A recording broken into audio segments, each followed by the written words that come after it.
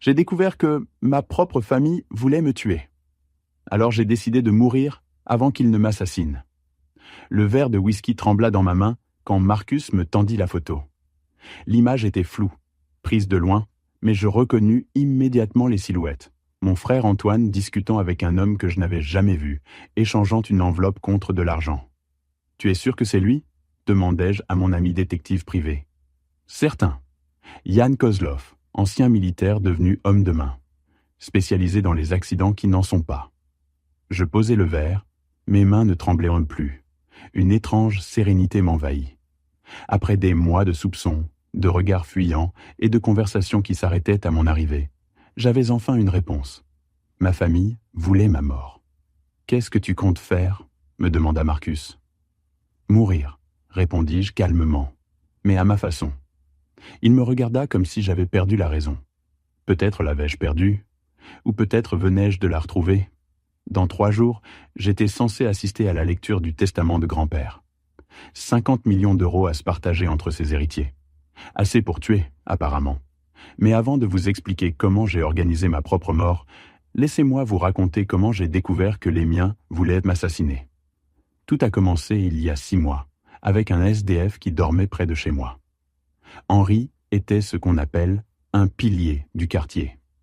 Ancien ouvrier licencié à 50 ans, il vivait dans la rue depuis 10 ans, mais gardait cette dignité particulière aux hommes brisés par la vie plutôt que par leur choix. Chaque matin, je lui achetais un café et un croissant. Pas par charité, mais par respect. Ce jour-là, en mars, Henri m'avait interpellé d'une voix urgente. « Monsieur Dubois, attendez, il faut que je vous parle. »« Qu'est-ce qu'il y a, Henri ? » ?»« Cette nuit, j'ai entendu des types parler de vous, près de votre voiture. Ils disaient qu'ils allaient s'occuper de vous bientôt. » Mon sang s'était glacé. « Vous êtes sûr que c'était de moi qu'ils parlaient ? » Ils ont dit « le type de l'Audi noir, celui qui habite au 15. » « C'est bien vous, non ?» J'avais remercié Henri et lui avais glissé un billet de 50 €. Puis j'étais rentré chez moi, perturbé mais pas encore convaincu. Henri buvait parfois et les SDF développent parfois des théories du complot. Mais le doute s'était installé. Les semaines suivantes, j'avais commencé à observer ma famille différemment. Mon frère Antoine, toujours en difficulté financière malgré son travail d'avocat. Mes parents, Gérard et Monique, qui comptaient sur l'héritage de grand-père pour assurer leurs vieux jours. Ma sœur Laure, divorcée avec 3 enfants, criblée de dettes. Tous avaient de bonnes raisons de vouloir ma part d'héritage. Car j'étais, objectivement, celui qui en avait le moins besoin. À 42 ans, j'avais bâti une entreprise de logiciels prospère. Marié à Sophie depuis 15 ans, père de Chloé, 14 ans, nous vivions confortablement sans dépendre de l'argent familial. « Tu as l'air préoccupé ces derniers temps », m'avait fait remarquer Sophie un soir d'avril. « C'est le boulot », avais-je menti. Comment lui expliquer que je soupçonnais ma famille de vouloir me tuer ? Mais les indices s'accumulaient. Des conversations qui cessaient brutalement à mon arrivée. Des regards échangés. Antoine qui posait des questions sur mes habitudes, mes trajets, mes projets. Le déclic était venu lors du déjeuner dominical chez mes parents, début mai. Grand-père venait de mourir, et nous attendions tous la lecture du testament. L'ambiance était tendue. « Il paraît que Jérôme va hériter de la plus grosse part », avait lâché Laure en me lançant un regard venimeux. « On n'en sait rien », avais-je répondu. Grand-père était imprévisible. « Justement », avait murmuré Antoine, « avec ta situation financière, tu pourrais renoncer à ta part, pour la famille. » Pourquoi je ferais ça ? Parce que nous, on en a besoin. Toi, tu nages dans l'argent. La discussion avait dégénéré.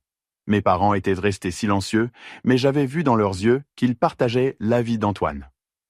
Ce soir-là, en rentrant chez moi, j'avais remarqué que ma voiture tirait légèrement vers la droite.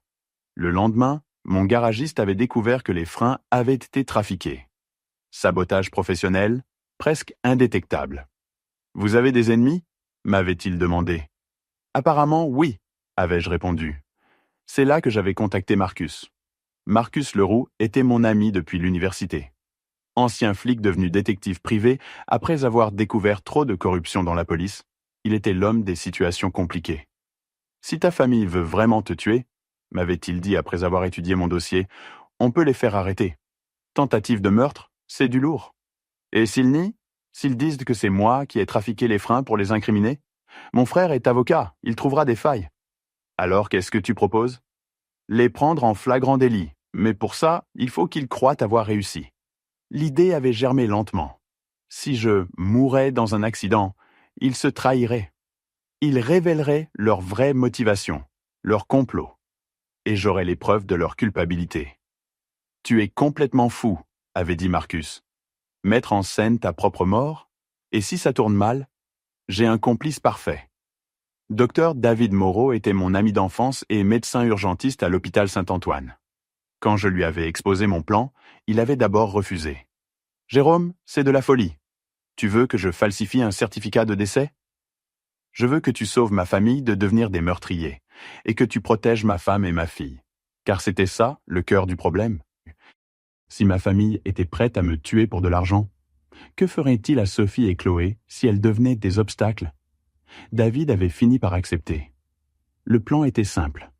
Un accident de voiture sur une route déserte, une hospitalisation dans le service de David, un coma suivi d'un décès.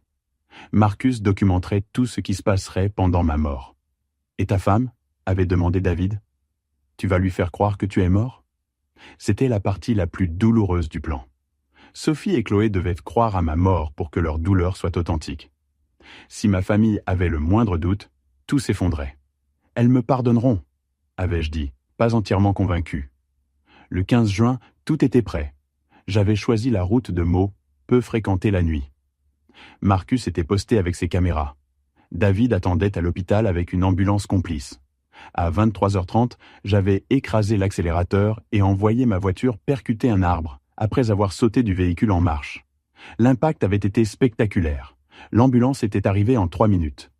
Jérôme Dubois, 42 ans, accident de la route, avait annoncé David aux infirmières. Traumatisme crânien sévère, pronostic réservé. J'étais officiellement entre la vie et la mort. Les 48 heures suivantes ont été les plus longues de ma vie. Caché dans une chambre privée de l'hôpital, maquillé pour ressembler à un comateux, j'étais raccordé à de faux appareils pendant que David gérait les visites. Sophie était arrivée en premier, Chloé dans ses bras. Voir ma fille pleurer en me croyant mourant m'a déchiré le cœur. Sophie tenait ma main, me parlait, me suppliait de revenir. « Papa, réveille-toi » sanglotait Chloé. « S'il te plaît, réveille-toi. » J'ai failli tout arrêter à ce moment-là. Leur dire la vérité, les serrer dans mes bras, oublier ce plan insensé. Mais David m'a fait un signe discret. Ma famille venait d'arriver. Mes parents sont entrés dans la chambre avec des visages de circonstance.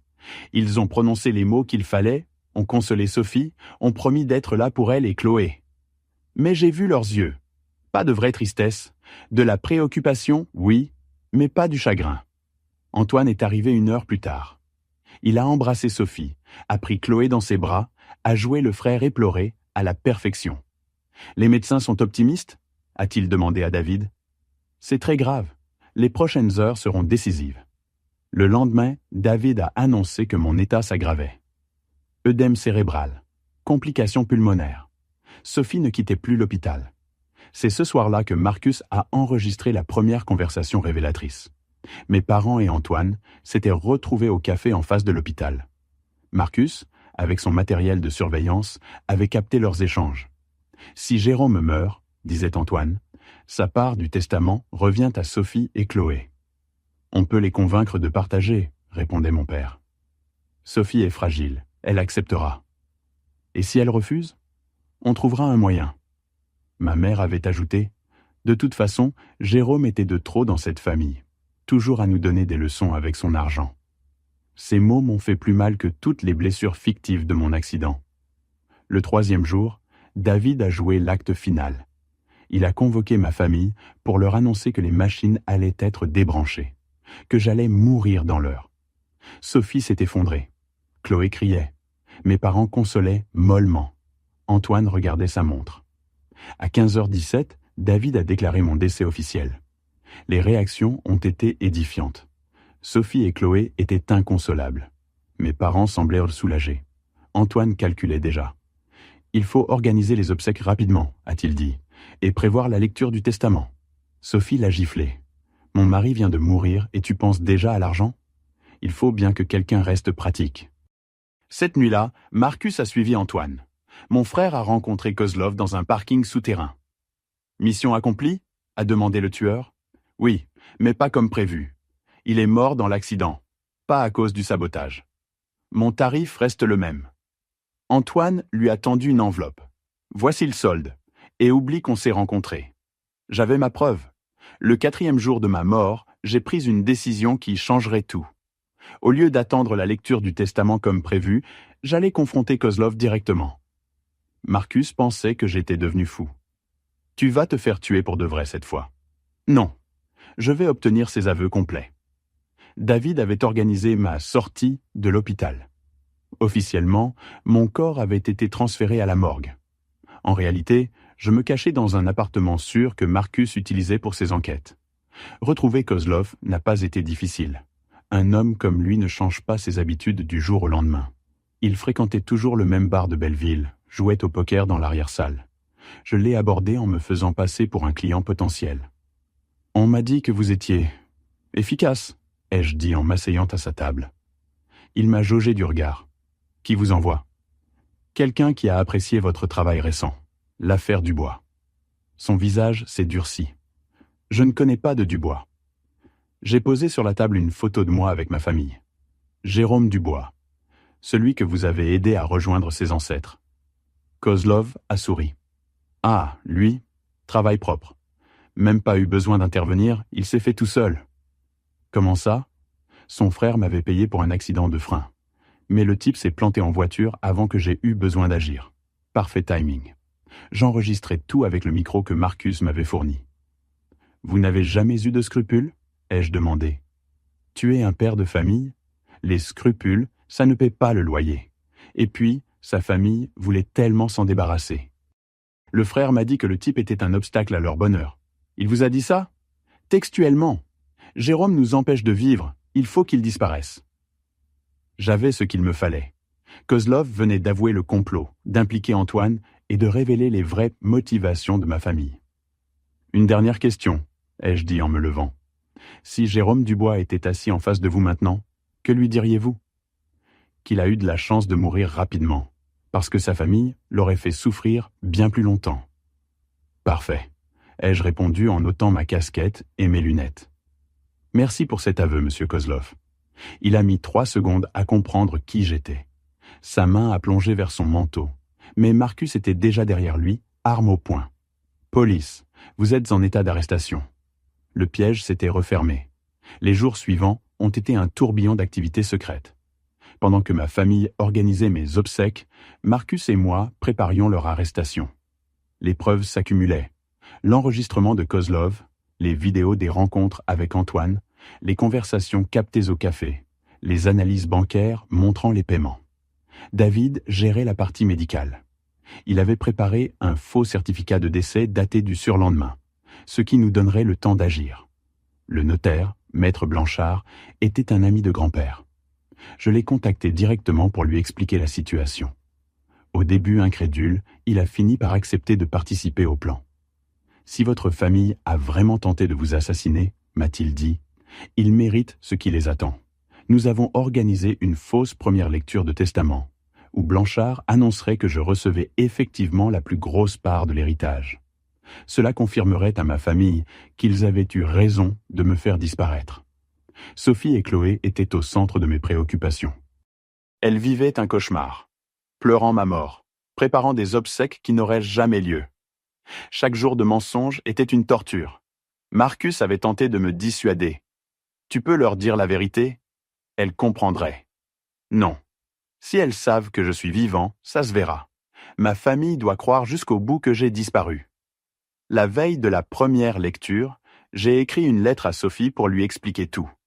Elle la lirait après les révélations. « Ma chérie, » commençait la lettre, « si tu lis ces mots, c'est que ma famille vient d'être arrêtée pour tentative de meurtre sur ma personne. Je suis vivant, et je t'aime plus que tout au monde.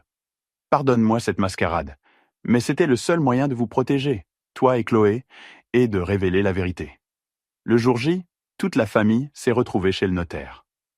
Sophie et Chloé étaient en noir, les yeux gonflés de larmes. Mes parents affichaient une tristesse de façade. Antoine consultait discrètement son téléphone. Maître Blanchard a lu le testament avec solennité. Comme prévu, j'héritais de 30 millions sur les 50. Sophie et Chloé recevaient 10 millions. Le reste se partageait entre mes parents, Antoine et Laure. Les réactions ont été immédiates. « C'est injuste !» a explosé Antoine. « Même mort, Jérôme nous nuit. Sa veuve et sa fille n'ont pas besoin de tant d'argent, a ajouté ma mère. Sophie les a regardés avec dégoût. « Comment osez-vous? Mon mari vient de mourir. » Justement, a dit Antoine. Il faut être réaliste. Nous contesterons ce testament. Vous n'en avez pas le droit. On verra bien. Blanchard a interrompu la dispute. Mesdames, messieurs, puis-je vous demander de revenir demain? Il y a des éléments complémentaires à examiner. Ils sont tous partis, Sophie et Chloé effondrés, les autres bouillonnant de colère et de frustration. Le piège était en place. Il ne restait plus qu'à le faire claquer. Le lendemain, la salle du notaire affichait complet. Ma famille au grand complet. Sophie et Chloé toujours endeuillées. Et quelques invités surprises que personne n'avait vu entrer. Marcus et 3 inspecteurs de police étaient dissimulés dans le bureau adjacent, prêts à intervenir. Maître Blanchard a commencé. Avant de procéder aux formalités d'hier, j'ai une révélation importante à vous faire. Il s'est tu, créant un suspense insoutenable. Jérôme Dubois n'est pas mort. Le silence qui a suivi était assourdissant. Sophie s'est levée d'un bond. Comment ça, pas mort? Que voulez-vous dire? Je veux dire qu'il a mis en scène son décès pour démasquer ceux qui voulaient le tuer. C'est à ce moment que je suis entré dans la pièce. L'effet a été saisissant. Sophie a poussé un cri et s'est évanouie. Chloé a couru vers moi en hurlant « Papa !» Mes parents sont devenus livides. Antoine a tenté de fuir, mais les policiers bloquaient déjà les issues. « Bonjour tout le monde », ai-je dit calmement. Désolé pour cette mise en scène, mais c'était nécessaire. Sophie avait repris connaissance dans les bras de Chloé. Elle me regardait comme un revenant. « Jérôme, tu es vraiment vivant ?»« Oui, ma chérie, et j'ai des choses à vous révéler sur notre famille. » J'ai fait signe à Marcus, qui a apporté le matériel de projection. Sur l'écran sont apparues les photos d'Antoine avec Kozlov, puis l'enregistrement de leur conversation. « Mission accomplie ?»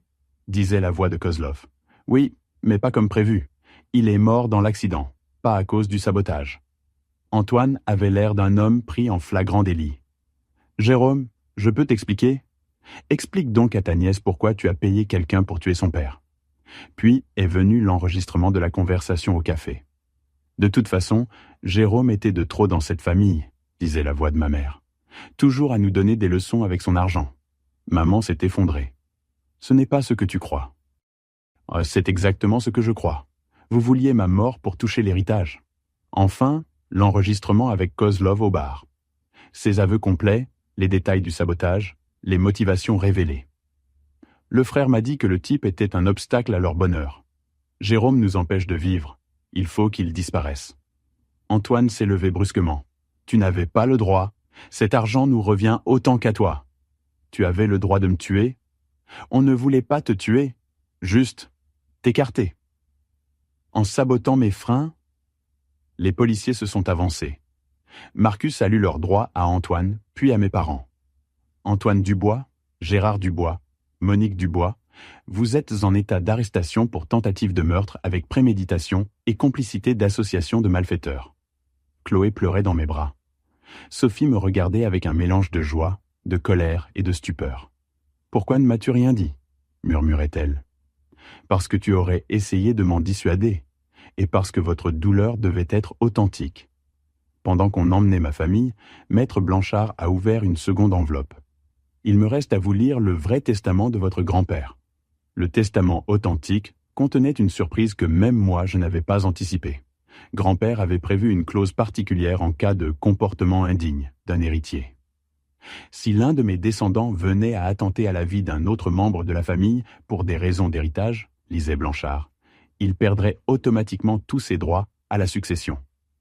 Plus fort encore, l'héritage était initialement partagé équitablement. 10 millions pour chacun des 5 descendants. Antoine, mes parents et même Laure, qui n'était pas impliquée dans le complot, auraient reçu exactement la même somme que moi. Ils avaient tout perdu par pure cupidité. En cas d'exclusion pour indignité, continuait le notaire, les parts concernées reviennent aux membres de la famille victimes des agissements. Résultat, je devenais l'unique héritier de 40 millions d'euros. Antoine et mes parents perdaient tout et risquaient 10 ans de prison. L'ironie était parfaite. Ils avaient tenté de me tuer pour voler ma part d'héritage, alors qu'ils avaient droit à la même somme. Leur avidité leur avait fait perdre non seulement l'argent, mais leur liberté et leur dignité. Le procès a eu lieu 6 mois plus tard. Antoine a pris 15 ans pour tentative de meurtre. Mes parents, 8 ans chacun pour complicité. Kozlov, déjà recherché pour d'autres crimes, a écopé de 20 ans. Sophie a mis du temps à me pardonner. « Tu m'as fait vivre l'enfer », m'a-t-elle dit après le procès. « J'ai cru que j'avais perdu l'homme de ma vie. »« Tu l'avais perdu », ai-je répondu. L'homme naïf qui faisait confiance aveuglément à sa famille. Celui qui est revenu est plus fort. Chloé s'est adaptée plus facilement. « Mon papa est un héros », disait-elle à ses amis. Il a vaincu les méchants comme dans les films. David a été blanchi par les autorités médicales quand l'enquête a révélé ses motivations. « Vous avez sauvé une vie en simulant une mort », lui a dit le juge. Henri, le SDF qui m'avait alerté, a reçu une récompense qui lui a permis de se réinsérer. Il travaille maintenant comme gardien de nuit dans mon entreprise. Nous avons déménagé. L'ancienne maison portait trop de souvenirs douloureux. Notre nouvelle demeure est plus modeste, mais plus chaleureuse. L'argent de l'héritage dort sur des comptes d'épargne. Nous n'en avons pas besoin pour être heureux. Laure, la seule innocente de la famille, a récupéré une petite partie de l'héritage que je lui ai volontairement redistribué. Elle a coupé tout contact avec nos parents et Antoine. « Ils ont déshonoré notre nom », m'a-t-elle dit lors de notre dernière rencontre. « Je comprends que tu ne veuilles plus nous voir. » Mais je l'ai rassurée. Elle restait ma sœur. Seuls les coupables étaient bannis. Aujourd'hui, 2 ans après ma résurrection, je regarde Chloé jouer dans notre jardin et Sophie préparer le dîner.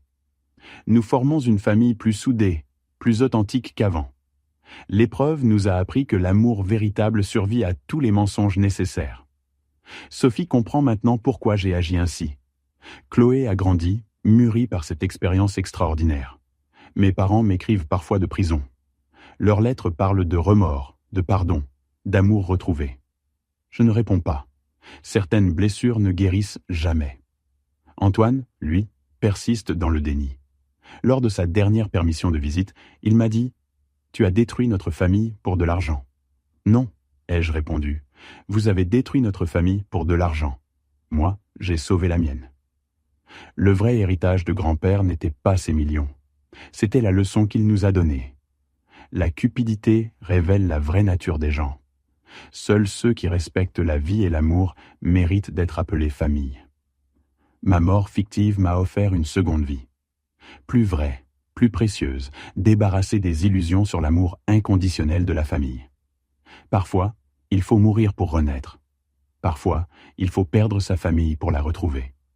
J'ai choisi les bonnes personnes à aimer.